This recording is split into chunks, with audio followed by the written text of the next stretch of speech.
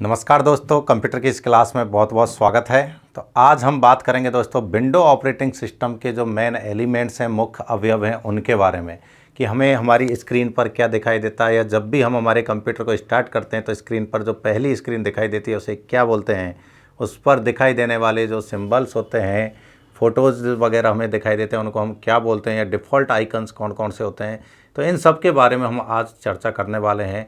साथ ही साथ हम चर्चा करेंगे इसी क्लास में दोस्तों मोबाइल से रिलेटेड कुछ ऑपरेटिंग सिस्टम्स के बारे में। तो देखते हैं, सबसे पहले जैसे ही आप कंप्यूटर को स्टार्ट करते हो आपके पास जो पहली स्क्रीन आती है उसे हम क्या बोलेंगे, डेस्कटॉप। क्या बोलते हैं, डेस्कटॉप। तो वो कैसा होता है, देखिए इस प्रकार की स्क्रीन आपको दिखाई देती है जिस पर आप काम करते हैं। तो पहली स्क्रीन जब हम कंप्यूटर को स्टार्ट करते हैं तो उसको किस नाम से जाना जाता है, डेस्कटॉप के नाम से जाना जाता है। तो ये चीज़ बहुत ही सिंपल सा डायरेक्ट सा क्वेश्चन पूछा जाता है। साथ ही साथ इसमें जैसे आपको दिख रहा होगा पीछे की तरफ ये माइक्रोसॉफ्ट कंपनी का लोगो दिखाई दे रहा है। इस लोगो के स्थान पर आप कोई दूसरा फ़ोटो वगैरह, आप खुद का फ़ोटो लगा सकते हो, कोई दूसरी पिक्चर सेट कर सकते हो। तो उसे हम बोलते हैं वॉलपेपर। क्या बोलते हैं, वॉलपेपर। दूसरा यहाँ पर हमें कुछ आइकन्स दिखाई दे रहे होते हैं, ये छोटे छोटे से सिंबल्स होते हैं। तो इनको क्या बोलते हैं दोस्तों, आइकन। क्या बोलेंगे, आइकन्स बोलेंगे। तो ऐसी छोटी छोटी सी बातें होती हैं जिनके बारे में हमें नॉलेज होना बहुत ज़्यादा ज़रूरी है। एक सिंपल सा क्वेश्चन यहाँ से पूछ लिया जाता है। जैसे अभी हाल ही में पूछा था कि विंडो के जो मेन पार्ट्स होते हैं, अवयव होते हैं, या जो graphical user interface operating system होता है, उनकी पहचान कैसे करोगे, क्या खासियत है। तो यहाँ पर एक फुल फॉर्म पूछी गई थी, WIMP। क्या पूछी गई थी, WIMP की फुल फॉर्म। अब ये हमारे ग्राफिकल यूज़र इंटरफेस, यानी मैं कहूँगा कि विंडो से रिलेटेड है। किससे रिलेटेड है दोस्तों, विंडो से। कि इसकी फुल फॉर्म क्या होती है। तो देखो W का मतलब ही क्या होता है, विंडो। W का मतलब यहाँ एक आपको क्या दिखाई देगा, विंडो दिखाई देगा। I का मतलब किससे है, आइकन से। किससे है, आइकन से। M का मतलब है मेन्यूज से। किससे, मेन्यूज से। P का मतलब है पॉइंटर से। किससे, पॉइंटर। तो जितने भी हमारे ग्राफिकल यूज़र इंटरफेस वाले जो ऑपरेटिंग सिस्टम होते हैं वो ये 4 पॉइंट्स पर काम करते हैं। इन जो कह सकते हैं सिद्धांतों पर काम करते हैं कि जब भी कोई स्क्रीन दिखाई दे तो उसमें आपको एक विंडो दिखाई देगी, आइकन्स भी दिखाई देंगे, मेन्यूज़ भी दिखाई देंगी, और एक माउस का या आपकी किसी भी डिवाइस का पॉइंटर भी यहाँ पर दिखाई देगा। तो ऐसे ही जो पहली स्क्रीन है जिस पर ये सब हमें दिखाई दे रहा है उसे हमने नाम दे दिया क्या, डेस्कटॉप। तो कंप्यूटर सिस्टम ऑफ होने के बाद मॉनिटर पर सबसे पहले ऑन होने के बाद सबसे पहली जो स्क्रीन होती है उसे डेस्कटॉप के नाम से जाना जाता है। डेस्कटॉप पर वॉलपेपर, आइकन और टास्क बार से मिलकर बना होता है। तो यहाँ पर जो सबसे नीचे वाली जो पट्टी है दोस्तों, जिसके राइट हैंड साइड में आपको डेट और टाइम दिखाई दे रहे होते हैं, इसको हम किस नाम से जानते हैं, टास्क बार के नाम से जानते हैं। क्या बोलते हैं इसको, टास्क बार। तो काफ़ी बार सीधे सीधे क्वेश्चन आ जाता है, कंप्यूटर की स्क्रीन पर सबसे नीचे वाली जो पट्टी होती है इसे किस नाम से जाना जाता है। आंसर है टास्क बार। या फिर ये पूछ लेता है डेट और टाइम कहाँ शो करते हैं, तो भी हम बोलेंगे टास्क बार के राइट साइड में। दूसरा, उस लोकेशन पर हमें कुछ और बैकग्राउंड में जो चलने वाले सॉफ्टवेयर्स होते हैं उनके बारे में भी दिखाई देते हैं, वो भी हमें पता लगता है। जैसे आप इंटरनेट से कनेक्ट हैं या नहीं है, आपके में कोई एंटीवायरस काम कर रहा है या नहीं कर रहा है, आपकी वॉल्यूम कितनी है, इस तरीके के कुछ जो रनिंग प्रोग्राम्स होते हैं वो भी हमें डेट और टाइम के साथ ही दिखाई देते हैं। तो ये जो लोकेशन होती है यहाँ पर छोटी सी, इसको बोला जाता है सिस्टम ट्रे के नाम से। किस नाम से, सिस्टम ट्रे के नाम से। तो इनकी भी हम यहाँ पर चर्चा करने वाले हैं। दूसरा देखिए, साथ ही साथ वॉलपेपर कि सर वॉलपेपर से मिलकर बनता है। तो वॉलपेपर हमने किसे नाम दिया, अभी जैसे हमें दिखाई दे रहा था लोगो। क्या दिखाई दे रहा था यहाँ पर, लोगो। ये माइक्रोसॉफ्ट कंपनी का लोगो दिखाई दे रहा है। तो ये ही हमारा वॉलपेपर है। इसके स्थान पर आप कोई भी दूसरी इमेज लगा सकते हैं, तो उसे हम क्या बोलेंगे, वॉलपेपर बोलेंगे दोस्तों। क्या बोलेंगे, वॉलपेपर। डेस्कटॉप स्क्रीन के बैकग्राउंड में जो पिक्चर प्रदर्शित होती है उसे हम वॉलपेपर कहते हैं। आइकन, तो जो माई कंप्यूटर है, रिसाइकिल बिन है, इनके हमें जो सिंबल दिखाई दे रहे होते हैं छोटे छोटे, इन्हीं को हम क्या बोलते हैं, आइकन। डेस्कटॉप स्क्रीन पर अनेक छोटे छोटे चित्र होते हैं जिन्हें किस नाम से जाना जाता है, आइकन्स के नाम से जाना जाता है। विंडोज़ के डेस्कटॉप पर कुछ आइकन पहले से मौजूद होते हैं, यानी जब आप पहली बार ऑपरेटिंग सिस्टम को इंस्टॉल करते हो तभी कुछ आइकन्स तो डिफ़ॉल्ट रूप से आते ही आते हैं। कुछ आप अलग अलग एप्लीकेशनों को इंस्टॉल करोगे उनके आएंगे। तो यहाँ से डायरेक्ट एक क्वेश्चन पूछ लेता है कि डिफ़ॉल्ट आइकन्स के रूप में कौन कौन से आइकन आते हैं। तो देखिए, जैसे कि माई कंप्यूटर, ये आपका डिफ़ॉल्ट आइकन के रूप में आता है। ठीक है ना। दूसरा रिसाइकिल बिन, ये भी आपका डिफ़ॉल्ट के रूप में आता है। एक आता है डॉक्यूमेंट्स, माई डॉक्यूमेंट्स के रूप में आपको डिफ़ॉल्ट आइकन मिलेगा, और एक मिलेगा दोस्तों आपको नेटवर्क के रूप में। तो 4 आइकन नॉर्मली हमारे विंडो ऑपरेटिंग सिस्टम में डिफ़ॉल्ट आइकन के रूप में जाने जाते हैं। दोबारा से नाम सुन लें, एक है आपका क्या, माई कंप्यूटर, क्या नाम है दोस्तों, माई कंप्यूटर। दूसरा रिसाइकिल बिन, तीसरा माई डॉक्यूमेंट्स, चौथा है आपका नेटवर्क। तो यहाँ पर भी हम एक एक चर्चा करते हैं। जैसे देखो, आपको सभी को पता है कि माई कंप्यूटर में हम क्या करते हैं। माई कंप्यूटर में हमारे सिस्टम में जो भी स्टोरेज फाइल होती है अलग अलग ड्राइवों के रूप में, अलग अलग फाइल और फोल्डर्स के रूप में, उन सबको हम यदि एक्सेस करना चाहें, उनको रीड राइट करना चाहें, उनमें कुछ चेंजेस करना चाहें, शेयर करना चाहें, तो कहाँ से करेंगे, माई कंप्यूटर के। तो वहाँ आप उनको ईजिली खोज सकते हो, ठीक है। रिसाइकिल बिन हम किस लिए यूज करते हैं, रिसाइकिल बिन में हम कोई भी फाइल फोल्डर को डिलीट करते हैं तो वो डायरेक्ट कहाँ जाती है, रिसाइकिल बिन। हाँ, स्थायी डिलीट यदि हम कर देंगे जैसे शिफ्ट प्लस डिलीट से, तो वो कहीं रिसाइकिल बिन में नहीं जाएगा। लेकिन यदि सिंपल डिलीट बटन के द्वारा यदि हम डिलीट करते हैं तो वो कहाँ चला जाता है, रिसाइकिल बिन में, जिसे हम दोबारा से रिस्टोर कर सकते हैं। तीसरा माई डॉक्यूमेंट्स, तो यदि आप कोई भी किसी भी सॉफ्टवेयर में काम करते हैं और उसकी फाइल को यदि आप सेव करते हो तो वो डिफ़ॉल्ट रूप से जो सेव होती है कहाँ होती है, माई डॉक्यूमेंट्स में। हालांकि आप चेंज करके उसे किसी दूसरी ड्राइव में किसी दूसरी लोकेशन पर सेव कर सकते हो, लेकिन जो डिफ़ॉल्ट लोकेशन है किसी भी फाइल के सेव होने की वो हमेशा माई डॉक्यूमेंट्स है। जैसे वर्ड पर आपने कोई एप्लीकेशन लिखी और उसको आप तुरंत सेव करना चाह रहे हैं तो उसकी पहली जो डिफ़ॉल्ट लोकेशन आएगी वो माई डॉक्यूमेंट्स आएगी। वो अलग है कि आप उसका चेंज करके किसी भी दूसरी लोकेशन पर ले जा सकते हैं। नेटवर्क अगला ऑप्शन जो है, नेटवर्क हमारे काम आता है दोस्तों कि आप मल्टीपल जो भी और कंप्यूटर है उनके साथ कनेक्ट करने के लिए, तो आपको वहाँ दिखाएगा कि कौन कौन से कंप्यूटर के साथ आप कनेक्ट हो, कौन कौन सी डिवाइसों के साथ आप कनेक्ट हो। उनके साथ आप डेटा शेयर भी कर सकते हो और उनके डेटा को आप एक्सेस भी कर सकते हो। तो जितने भी सिस्टमों के साथ आप जुड़े हुए होंगे वो सभी आपको किस में दिखाई देंगे, नेटवर्क वाले। तो चलिए शुरू करते हैं, एक एक करके देखना। यहाँ पर डेस्कटॉप पर पहले से मौजूद कौन कौन से आइकन हैं, तो देखिए माई कंप्यूटर है, माई डॉक्यूमेंट्स है, रिसाइकिल बिन है और माई नेटवर्क है। नेक्स्ट देखिए माई कंप्यूटर में क्या आता है, तो माई कंप्यूटर आपका जिसमें सभी डेटा फाइल्स या सभी सूचनाओं को आइकन के रूप में देखा जा सकता है। वो कहाँ देख सकते हैं हम, माई कंप्यूटर के अंतर्गत। हो सकता है आपने एक ही ड्राइव बना रखी हो, मल्टीपल ड्राइव्स बना रखी हो, उसमें मल्टीपल फोल्डर्स हो सकते हैं, तो वो एक अलग है। इस आइकन के माध्यम से इनपुट व आउटपुट डिवाइस की प्रॉपर्टीज़ को बदला जा सकता है, किसके द्वारा, माई कंप्यूटर के द्वारा। नेक्स्ट देखिए माई डॉक्यूमेंट्स, तो ये मैंने आपको बताया था डिफ़ॉल्ट लोकेशन। किसी भी प्रोग्राम में कार्य करते समय उस प्रोग्राम में बनने वाली फाइल को बाय डिफ़ॉल्ट कहाँ सेव करते हैं, माई डॉक्यूमेंट्स में सेव करते हैं। तीसरा है आपका रिसाइकिल बिन, तो यह भी बताया कि डिलीट किए गए सभी डेटा फाइल फोल्डर को कहाँ से रिस्टोर कर सकते हैं, रिसाइकिल बिन में। यानी रिसाइकिल बिन में चले जाएंगे और वहाँ से हम दोबारा से उनको रिकवर या रिस्टोर कर सकते हैं। रिसाइकिल बिन में स्टोर डेटा फाइल फोल्डर को रिस्टोर किया जा सकता है, और यदि आपने रिसाइकिल को भी खाली कर दिया, वहाँ से भी डिलीट कर दिया, तो फिर हम उसे कभी भी रिस्टोर नहीं कर सकते हैं। कंप्यूटर सिस्टम में किसी फाइल फोल्डर आइकन्स को स्थायी रूप से हटाने के लिए शिफ्ट के साथ डिलीट बटन का प्रयोग करते हैं। तो ये हमने शॉर्टकी के टाइम पर लिखा था कि यदि अस्थायी डिलीट करना है तब तो आप अकेले डिलीट की का यूज करोगे, और स्थायी डिलीट करना है तो आप शिफ्ट के साथ शिफ्ट प्लस डिलीट की का उपयोग करोगे। तो ये 2 की है, ध्यान रखें। ये सिंपल डिलीट जिससे डिलीट होगा तो वो कहाँ चला जाएगा, रिसाइकिल बिन में, लेकिन जो शिफ्ट के साथ डिलीट किया गया है वो यहाँ नहीं जा पाएगा, वो स्थायी डिलीट हो जाएगा। नेक्स्ट देखिए आपका क्या है, नेटवर्क। तो इसके माध्यम से हम कंप्यूटर सिस्टम के नेटवर्क से संबंधित कार्य किए जाते हैं, यानी आप कितने लोगों के साथ जुड़े हुए हो इन सब के बारे में जानकारी लेना। दूसरा, उन सिस्टमों के साथ डेटा को साझा करना, शेयर करना या एक्सेस करना, वो किसके द्वारा संभव है, माई नेटवर्क के द्वारा संभव है।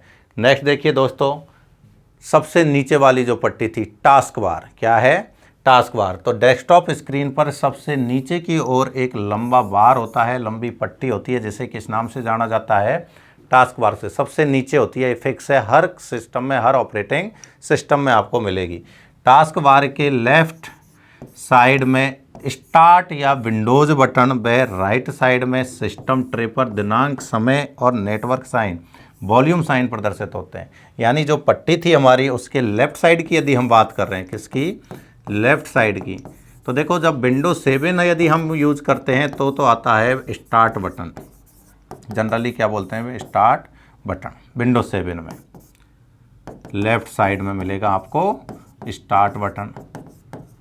और यदि आप विंडो 8, विंडो 10 या विंडो 11 यूज़ कर रहे हैं, 11 में तो हालांकि अब सेंटर में दे दिया गया है, लेकिन यदि आप विंडो 8 और विंडो 10 यूज़ करते हैं तो इसमें जो स्टार्ट बटन होता है वो किसके रूप में होता है, लोगो के रूप में। कौन सा लोगो होता है, माइक्रोसॉफ्ट बटन, माइक्रोसॉफ्ट कंपनी का लोगो होगा और वही हमारा क्या होगा, स्टार्ट बटन होगा। ध्यान रहे 8 की जगह आप लिखेंगे 8.1, क्योंकि 8 में स्टार्ट बटन नहीं होता था, 8.1 में इसे वापस जोड़ा गया था। तो लेफ़्ट साइड में तो आपको ध्यान रखना है क्या है, आपका स्टार्ट बटन है। राइट साइड की यदि हम बात करें जहां पर हमारे डेट और टाइम दिखाई दे रहे हैं तो उस लोकेशन को हम क्या बोलते हैं दोस्तों, सिस्टम ट्रे। ये क्वेश्चन डायरेक्ट काफ़ी एग्जामों में पूछा जा चुका है कि टास्क बार के राइट साइड में, टास्क बार के राइट साइड में बैकग्राउंड रनिंग प्रोग्रामों को शो करने वाली जो लोकेशन होती है, जो पट्टी होती है, उसे किस नाम से जाना जाता है। तो उसका आंसर होता है दोस्तों सिस्टम ट्रे। तो देख लो यहाँ पर दिनांक भी है, समय भी है, नेटवर्क का साइन है कि नेटवर्क अवेलेबल है या नहीं है, किसी आप लैन केबल के द्वारा या किसी वायरलेस नेटवर्क के द्वारा कनेक्ट हुए रखें या नहीं हो रखे, वॉल्यूम कितनी है, वॉल्यूम का साइन यहाँ पर हमें दिखाई दे रहा होता है। और भी काफ़ी सारे बैकग्राउंड रनिंग हमें प्रोग्राम इस लोकेशन पर दिखाई दे रहे होते हैं, जैसे क्या नाम दिया जाता है, system tray.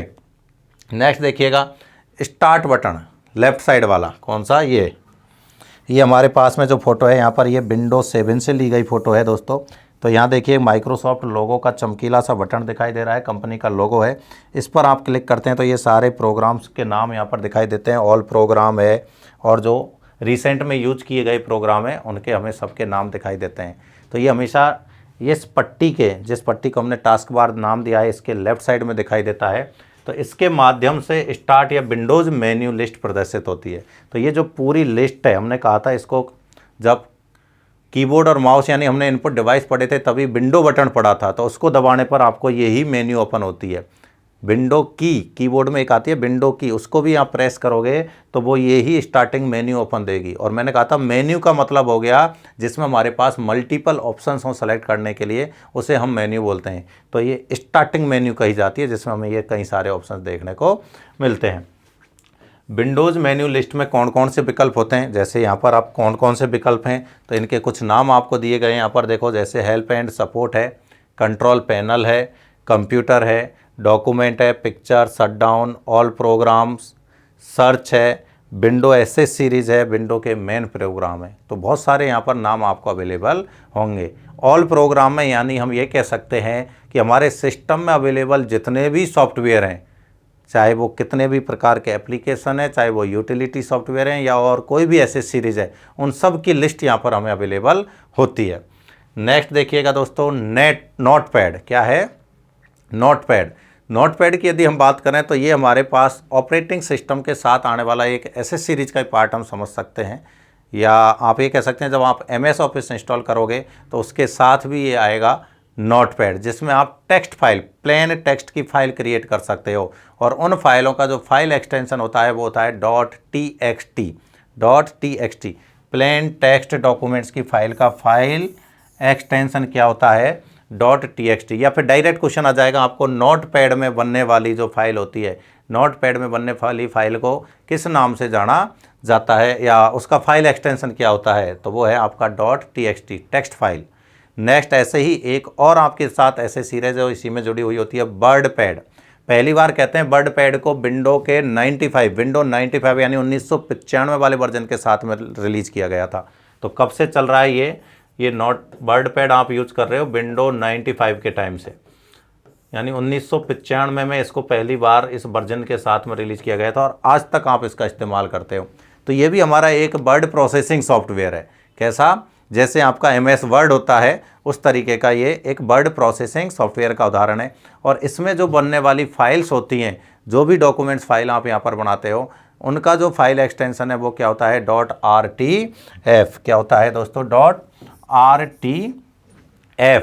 Rich text format, तो ये डायरेक्ट, यहाँ भी ये डायरेक्ट क्वेश्चन पूछा जाएगा। जैसे देखो वर्ड का फाइल एक्सटेंशन होता है .docx, ऐसे ही वर्ड पैड की जो फाइल होती है उसका फाइल एक्सटेंशन क्या होता है तो .rtf, और rtf की फुल फॉर्म क्या होती है रिच टेक्स्ट डॉक्यूमेंट्स। क्या काम आता है तो आपको पता है, आप किसी भी प्रकार का कोई एप्लीकेशन लिख रहे हैं, कोई रिपोर्ट बना रहे हैं, यानी जिस स्थानों पर आप MS वर्ड को यूज ले सकते हो उसी में लिमिटेड फंक्शनों के साथ, लिमिटेड फॉर्मेटिंग फंक्शनों के साथ आप किसका यूज कर सकते हो, वर्ड पैड का यूज कर सकते हो। तो यह एक टेक्स्ट प्रोग्राम होता है जिसमें निम्न कार्य किए जाते हैं, लिखे गए शब्दों को बोल्ड, इटैलिक, अंडरलाइन, तो इनको करना हम क्या बोलते हैं फॉर्मेटिंग। तो लिमिटेड फॉर्मेटिंग फंक्शनों के साथ में हम किसी भी प्रकार का डॉक्यूमेंट यहाँ पर क्रिएट कर सकते हैं। नेक्स्ट देखिए दोस्तों, इसके बाद आता है आपका पेंट। पेंट एक तरीके का हम कह सकते हैं बिटमैप सॉफ्टवेयर है। कैसा? बिटमैप, जिसमें हम इमेज वगैरह को एडिट कर सकते हैं, ड्राइंग वगैरह बना सकते हैं, तो उसे हम क्या बोलते हैं यहाँ पर बिटमैप का सॉफ्टवेयर, जिसका नाम है माइक्रोसॉफ्ट पेंट। क्या नाम है? पेंट। फोटो से रिलेटेड, इस प्रोग्राम के माध्यम से किसी पिक्चर को एडिट किया जा सकता है, इसमें कोई भी चित्र आकृति बनाई जा सकती है, यानी आप किसी फोटो को एडिट भी कर सकते हैं, साथ ही साथ यहाँ पर आप नई किसी भी प्रकार की डिज़ाइन बना भी सकते हैं। ध्यान दें, क्या नाम है? पेंट। पेंट। फॉर्मेट आपका आप सेव करने के ऊपर है, किस फॉर्मेट में। यहाँ पर आप जेपीजी फॉर्मेट, फोटो है तो जेपीजी में भी सेव कर सकते हैं, पीएनजी में भी सेव कर सकते हैं, जेपीईजी में भी, किसी भी यानी कि इमेज के फाइल एक्सटेंशन के रूप में आप इसको सेव कर सकते हैं। नेक्स्ट देखिए दोस्तों, इसके साथ ही आता है मीडिया प्लेयर। क्या है? Window media player. तो नाम से ही पता चल गया प्लेयर। तो यहाँ पर मीडिया प्लेयर की जब बात होगी तो या तो ऑडियो या वीडियो, किसी भी प्रकार की फाइल को प्ले करना हो, देखना हो, सुनना हो, ऑडियो या वीडियो टाइप की फाइल्स को, तो हम किसका यूज करेंगे? Window media player. हालांकि आज के टाइम में इसके स्थान पर ज़्यादातर लोग एक VLC मीडिया प्लेयर का इस्तेमाल करते हैं। एक और प्लेयर है जिसे अलग से इंस्टॉल करना पड़ता है, ये डिफ़ॉल्ट नहीं आता है। क्या नाम है? VLC media player. नेक्स्ट देखिए कैलकुलेटर। तो आप सभी लोग जानते हैं कैलकुलेटर का यूज कैलकुलेशन के लिए किया जाता है, चाहे वो मैथमेटिकली हो, चाहे साइंटिफिक हो, चाहे वो लॉजिकल हो। किसी भी प्रकार की जो कैलकुलेशन होती हैं उनको हम यूज करने के लिए किसका यूज करेंगे? कैलकुलेटर का। तो ये कुछ ऐसे सीरीज के पार्ट्स होते हैं, हम ये कह सकते हैं कि जो डिफ़ॉल्ट रूप से हमारे साथ में ऑपरेटिंग सिस्टम के साथ में आते जाते हैं। तो इनके बारे में कभी कभी एक एक क्वेश्चन हमारी एग्जाम में पूछ लिया जाता है, तो इनको आपको ध्यान में रखना है। टास्क बार क्या है? System tray. आजकल जैसे एक क्वेश्चन और आता है कि विंडो 10 के साथ में उसका पर्सनल असिस्टेंट के रूप में, या हम कहें जैसे हम पहले यूज करते थे एक छोटा मोबाइल फ़ोन टाइप का आता था PDA, पर्सनल डिजिटल असिस्टेंट। तो इसी तरीके का एक प्रोग्राम दिया गया है जो सिर्फ विंडो 10 में दिया गया है, उसका नाम है कोर्टोना। पर्सनल असिस्टेंट की तरह, पर्सनल डिजिटल असिस्टेंट की तरह वो कार्य करता है, जो आपकी वॉइस रिकॉग्निशन फंक्शन पर काम करता है। आप जो कुछ भी बोलेंगे वो वहाँ से आपको सर्च करके देगा, उस फंक्शन पर वो काम करेगा। तो ऐसे बहुत सारे क्वेश्चंस यहाँ से निकल के आएंगे छोटे छोटे, जिनको विशेष ध्यान में रखना ही है। नेक्स्ट देखिएगा, इसके बाद हम चर्चा करते हैं मोबाइल ऑपरेटिंग सिस्टम की, कि कौन कौन से ऑपरेटिंग सिस्टम है जो मोबाइलों में भी यूज किए जाते हैं। जैसे हम आज के टाइम में सबसे ज़्यादा यूज किए जाने वाला मोबाइल ऑपरेटिंग सिस्टम है एंड्रॉयड। कौन सा है? एंड्रॉयड। ऐसे ही दूसरा विंडो भी हमारा एक ऑपरेटिंग सिस्टम है जो नोकिया कंपनी के द्वारा दिया गया था, ये भी मोबाइल में इस्तेमाल किया गया है। और नोकिया के द्वारा सबसे ज़्यादा पहले, एंड्रॉयड से पहले जो इस्तेमाल में किया गया ऑपरेटिंग सिस्टम था उसका नाम था दोस्तों सिम्बियन। क्या नाम है? सिम्बियन। और एक कंपनी आई थी ब्लैकबेरी, उसने ब्लैकबेरी के नाम से यूज में लिया गया एक और ऑपरेटिंग सिस्टम था। तो ऐसे हमारे पास ऑपरेटिंग सिस्टम है। देखो एंड्रॉयड है, आईफोन यूज़र हैं यदि आप एप्पल कंपनी का मोबाइल रखते हैं तो कौन सा है? iOS है। नोकिया का पहले विंडो का भी आया हुआ है, पहले सिम्बियन भी चला है, और एक ब्लैकबेरी। हालांकि आज के टाइम में अभी ब्लैकबेरी को बंद कर दिया है। लास्ट शायद ब्लैकबेरी का फ़ोन आया था एक विंडो लीफ के नाम से। तो यहाँ से एक छोटा सा क्वेश्चन मैं एंड्रॉयड यूजर से पूछना चाहूँगा कि पहला ऐसा कौन सा फ़ोन था जिसमें पहली बार एंड्रॉयड को रिलीज़ किया था? एंड्रॉयड के साथ लॉन्च होने वाला पहले मोबाइल फ़ोन का नाम बताइए। या फिर मैं आपसे पूछना चाहूँगा मोबाइल के जनक किसे कहते हैं? तो मोबाइल का जनक है दोस्तों, मैं ये आपको बता देता हूँ, मार्टिन कूपर। मोबाइल के जनक किसको कहा जाता है? मार्टिन कूपर को। ध्यान दें, किस नाम से? Martin Cooper. इन्होंने पहला मोबाइल बनाया था जिसका नाम था दोस्तों डायनाटेक 8000X। ये पहला मोबाइल फ़ोन था जो 1973 में बनाया गया था, मोटरोला कंपनी का। तो ऐसे ही मैंने आपसे क्वेश्चन जो पूछा है उसका आप कमेंट करके जवाब देंगे कि एंड्रॉयड के साथ रिलीज होने वाला पहला मोबाइल फ़ोन कौन सा था।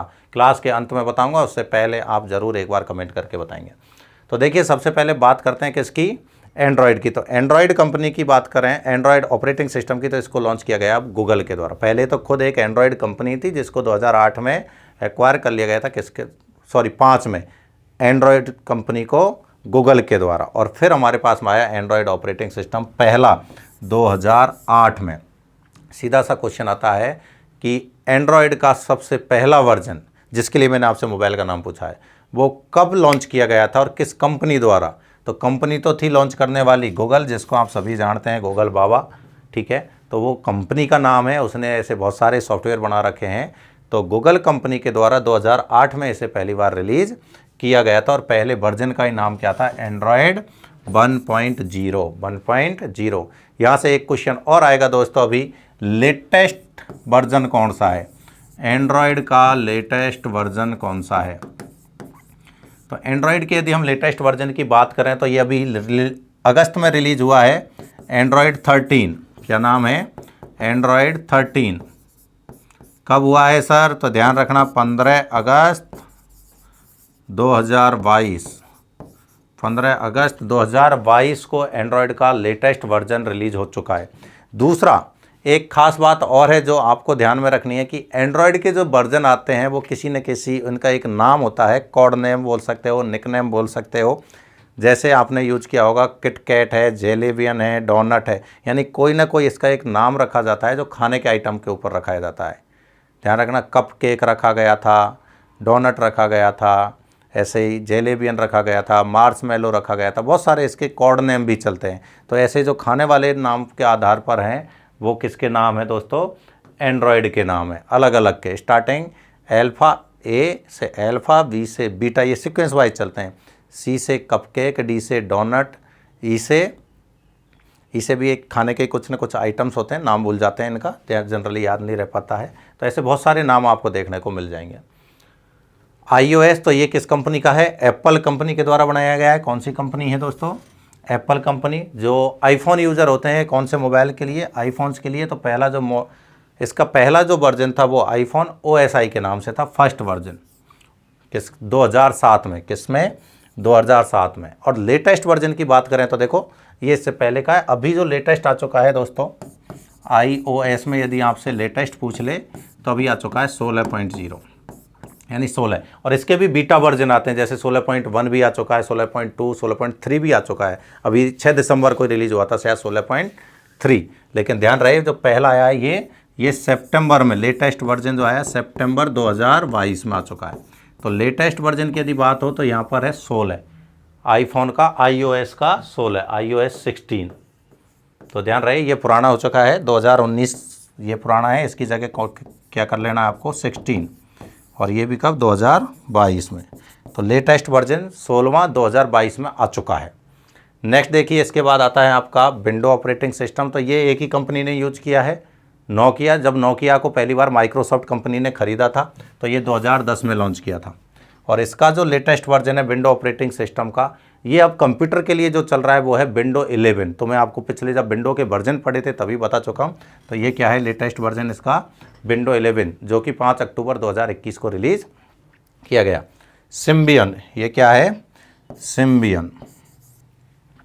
अगला, इसको भी नोकिया कंपनी ने सबसे ज़्यादा यूज किया है। नोकिया को डुबोने वाला ये समझो ये, यदि टाइमली नोकिया एंड्रॉयड को एक्सेप्ट कर लेता तो शायद नोकिया कंपनी बर्बाद नहीं होती, लेकिन उसने इस ऑपरेटिंग सिस्टम के चक्कर में एंड्रॉयड को रिजेक्शन दिया था। तो ध्यान दें, इस ऑपरेटिंग सिस्टम का निर्माण सिम्बियन कंपनी के द्वारा 1998 में, सबसे पुराना है वर्तमान के ऑपरेटिंग सिस्टमों में। मोबाइल के नज़रिए से देखा जाए तो सबसे ज़्यादा और सबसे पहले चलने वाला 1998 में इसको बनाया था। कंपनी का नाम भी सिम्बियन था। यह है मोबाइल में प्रयोग किया जाने वाला ओपन सोर्स ऑपरेटिंग सिस्टम है। किस प्रकार का है ये, ओपन सोर्स। ओपन सोर्स का मतलब हो गया दोस्त जिसका कोड, हमने कल ही चर्चा की थी, जिसका कोड भी हमें फ्री अवेलेबल मिल जाता है। सॉफ्टवेयर के साथ साथ उसका कोड भी यदि फ्री मिल रहा है तो उसको हम क्या बोल रहे थे, ओपन सोर्स। उसके बाद आता है नंबर 5 ब्लैकबेरी। तो ब्लैकबेरी भी अब बंद हो चुका है। ब्लैकबेरी सबसे लास्ट 2013 में आया था, ब्लैकबेरी लीफ नामक मोबाइल फ़ोन के साथ में। पहले इसको रिलीज़ किया गया था 1999 में। सबसे पहले कब आया है? 1999 में। कहते हैं सिक्योरिटी की दृष्टि से iOS से भी बेहतर था, लेकिन अभी ये बिल्कुल बंद हो चुका है। लास्ट वर्जन इसका 2013 में आया था, और जो मोबाइल का नाम था जिसके साथ ही आया था उसका नाम था लीफ। क्या नाम है? ब्लैकबेरी लीफ के साथ 2013 में। हालांकि ऐसा नहीं है, इसको अपग्रेड किया गया था 2010-20 तक तो इसको अपग्रेड किया गया था, लेकिन फ़ोन आना इसके बिल्कुल बंद हो चुके थे। तो ये हमारे कुछ मोबाइल के ऑपरेटिंग सिस्टम थे जिनको आपको ध्यान में रखना है। इसके बाद आते हैं दोस्तों आपके डिवाइस ड्राइवर। ये हम ध्यान रहे, हमने सॉफ्टवेयर को 3 कैटेगरी में बांटा था। एक था सिस्टम सॉफ्टवेयर जिसमें हम पढ़ रहे थे ऑपरेटिंग सिस्टम, और ऑपरेटिंग सिस्टम के साथ ही उसका एक पार्ट और है क्या? डिवाइस ड्राइवर भी है। ऐसे ही हमारे पास में थे एप्लीकेशन और यूटिलिटी सॉफ्टवेयर, तो उनकी भी चर्चा करेंगे और फिर आगे बढ़ेंगे। डिवाइस ड्राइवर क्या होते हैं? तो वो सॉफ्टवेयर जो किसी डिवाइस को हमारे सीपीयू के साथ कनेक्ट करते हैं और उसको कंट्रोल करते हैं। यानी जैसे आप प्रिंटर कनेक्ट करना चाहते हैं तो प्रिंटर के लिए अलग से आपको सॉफ्टवेयर इंस्टॉल करने पड़ेंगे। उसी के माध्यम से आप प्रिंटर को कंट्रोल कर सकते हैं, उस पर प्रिंट कर सकते हो, और जो भी सेटिंग्स होती हैं उनमें आप परिवर्तन कर सकते हैं। तो उन सॉफ्टवेयर को हम क्या बोलेंगे दोस्तों? Device driver. तो ये पर्टिकुलर डिवाइस के लिए बने हुए होते हैं। किसी भी डिवाइस को सीपीयू के साथ यदि कम्युनिकेट करना है तो उससे रिलेटेड उसके कुछ सॉफ्टवेयर्स होते हैं जिनका होना ज़रूरी है, जिन्हीं के माध्यम से वो डिवाइस कंट्रोल होगी, ऑपरेट होगी, कम्युनिकेट कर पाएगी। तो उनको हम क्या बोल रहे हैं दोस्तों? डिवाइस ड्राइवर बोल रहे हैं। कंप्यूटर सिस्टम से किसी भी डिवाइस को कनेक्ट करने के लिए जो सॉफ्टवेयर कंप्यूटर की मेमोरी में इंस्टॉल किया जाता है उसे डिवाइस ड्राइवर कहलाता है। यदि किसी प्रिंटर को कंप्यूटर सिस्टम से कनेक्ट करना होता है तो प्रिंटर से संबंधित सॉफ्टवेयर कंप्यूटर की मेमोरी में इंस्टॉल करना पड़ता है, नहीं तो उससे संबंधित कोई भी कमांड उस डिवाइस तक नहीं पहुंच पाएगी। आपने जब पहले के टाइम में मोबाइल को भी यदि हमें कनेक्ट करना होता था तो इसके भी सॉफ्टवेयर आते थे। नोकिया के लिए एक नोकिया पीसी सूट के नाम से आता था, सैमसंग के लिए सैमसंग काइज के नाम से आता था। यानी हर डिवाइस को, कीबोर्ड माउस को भी आप इंस्टॉल करते हो तब भी एक प्रोसेसिंग होती है, लेकिन आजकल क्या इनबिल्ड आते हैं, क्योंकि ये रेगुलर यूज में आने वाली डिवाइस हैं, इसलिए हम इनका इस्तेमाल अलग से इंस्टॉल करने की आवश्यकता नहीं होती है, वो इनबिल्ड ही होते हैं, ऑटोमेटिक इंस्टॉल हो जाते हैं। लेन वायर होता है तो वो भी कनेक्ट करते हैं, उसके भी ड्राइवर्स होते हैं। तो हर डिवाइस को कनेक्ट करने के लिए या ऑपरेट करने के लिए ज़रूरी जो सॉफ्टवेयर है उन्हीं को क्या नाम दिया? डिवाइस ड्राइवर नाम दिया दोस्तों।